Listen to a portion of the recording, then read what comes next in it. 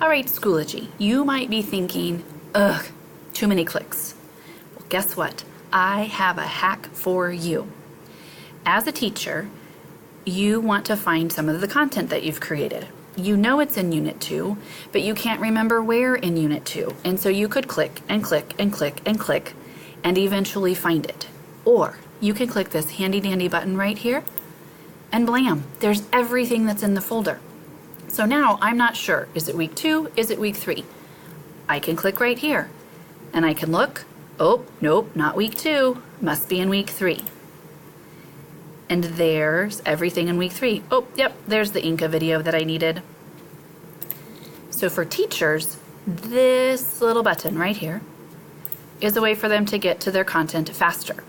For students, teachers can display this on their smartboard or on their TV screen.